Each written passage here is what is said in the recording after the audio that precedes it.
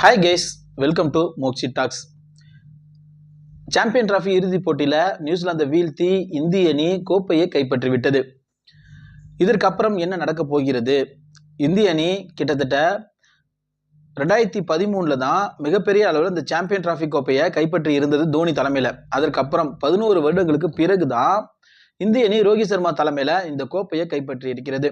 அதுவும் கௌதம் கம்பீர் பயிற்சியாளராக இருந்து 2வது முறையாக இந்த கோப்பை கைப்பற்றி இருக்கிறது. கடந்த ஆண்டு T20 உலகக்கோப்பை தொடர கௌதம் கம்பீர் தலைமையிலான இந்திய அணி கைப்பற்றியது.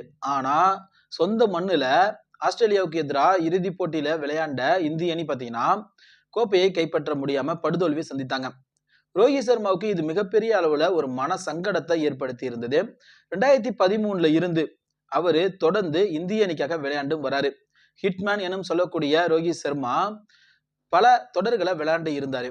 ஆனா ஒரு தொடரை மிகப்பெரிய அந்த ICC நடத்தும் அந்த 50 ஓவர் தொடரை கைப்பற்றாமலே அவர் இருந்து வந்தாரு. இந்த நிலையில தான் சாம்பியன் டிராஃபி தொடரை ரோஹித் சர்மா தலைமையிலான இந்திய அணி நேற்று கைப்பற்றி இருக்கிறது. இதுல ரோஹித் சர்மா மிகவும் அற்புதமா விளையாண்டும் இருந்தாரு. 82 பந்துகளை ஃபேஸ் பண்ணி 78 ரன்களை அடித்து அவுட்டும் ஆனாரு.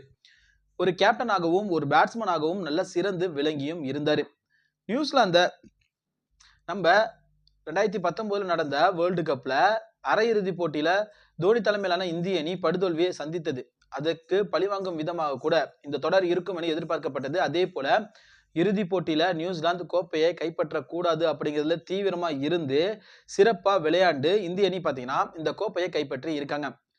இந்த கோப்பையை கைப்பற்றியது குறித்து தற்போது நியூசிலாந்துடைய கேப்டன் சாண்ட்னர் பாத்தீங்கன்னா அவருடைய ஆதங்கத்தை தெரிவித்தும் இருக்காரு. இந்தியா எங்களை முட்டாளாக்கிட்டாங்க, இது போன்ற ஒரு துரோகத்தை நாங்க நினைச்சு கூட பார்க்கவே இல்லை, இந்த ஒரு வீரரை வைத்து எங்களை பழி வாங்கிட்டாங்க அப்படின்னு ரொம்பவே குமரியும் இருக்காரு.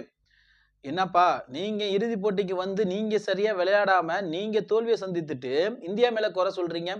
இந்தியா எப்படியே ஒரு பேட்டிங் பவுலிங்ல வந்தாங்களோ அதே போலதான் நியூசிலாந்தான நீங்களும் பாத்தீங்கன்னா ஒரு பேட்டிங் பவுலிங்ல நல்லா வலுவாதான் வந்தீங்க.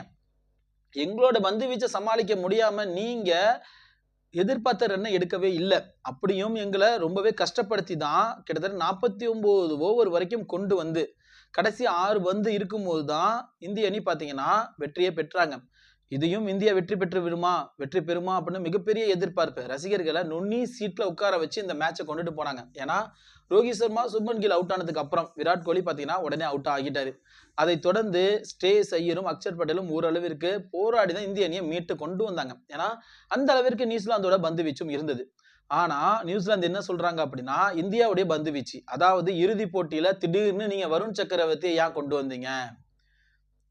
ஏன்னா குல்தீப் யாதவ் தான் நம்ம ஒரு ஸ்பின்னர், முக்கியமான ஒரு ஸ்பின்னரோட குல்தீப் யாதவ், அக்ஷர் பட்டேல், ஜடேஜா இவங்களோட தான் நம்ம போயிட்டு இருந்தோம். ஆனா இறுதி போட்டியில ரோஹித் சர்மா என்ன பண்ணார் அப்படின்னா நியூசிலாந்தை வீழ்த்தணும் அப்படின்னா நம்ம என்ன ஸ்ட்ராட்டஜியை கைப்பற்றோமோ அதே தான் நியூசிலாந்தும் கைப்பற்றாங்க. அவங்களும் 4 ஸ்பின்னர்களோட தான் உள்ள வரப்போறாங்க.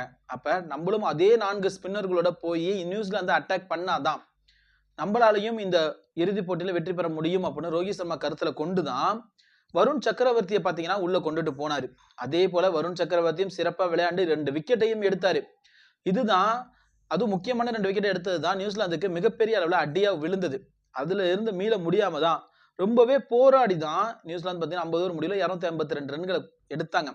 252 தான் நமக்கு இலக்கா வைக்கப்பட்டது. அதையும் நியூசிலாந்தோட பந்து வீச்சையும் சமாளிச்சுதான் இந்தியா பாத்தீங்கன்னா இந்த கோப்பையை கைப்பற்றி இருக்கிறது. இது குறித்து தான் வருண் சக்கரவர்த்தியால தான் நாங்க முட்டாளாக்கப்பட்டோம், நாங்க வந்து குல்தீப் யாதவ், அக்ஷர் பட்டேல், ஜடேஜா இவங்களோட பந்து வீச்சு எப்படி இருக்குன்னு எங்களுக்கு முழுமையா தெரியும், அதை ஃபேஸ் பண்ணி தான் நாங்க வந்து ட்ரைனிங்லாம் எடுத்தோம், பயிற்சி செய்தோம். ஆனா வருண் சக்கரவர்த்தி உள்ள வந்தது எங்க அணிக்கு பாத்தீங்கன்னா மிகப்பெரிய அளவுல பாதிப்பை ஏற்படுத்தியது. எங்க வீரர்கள் அந்த அட்டாக்கை எதிர்கொள்ள முடியாம ரொம்பவே திணறினாங்க. இல்ல அப்படின்னா நாங்க கண்டிப்பா இந்த கோப்பையை கைப்பற்றி இருப்போம் அப்படின்னு ஆதங்கத்தை தெரிவித்தும் இருக்காரு.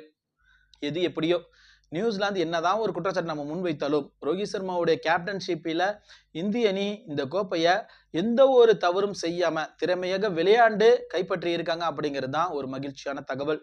இது போன்ற கிரிக்கெட் தகவலோட உடனுக்குடன் நம்ம சேனலை மறக்காம சப்ஸ்கிரைப் பண்ணிடுங்க. தேங்க்யூ.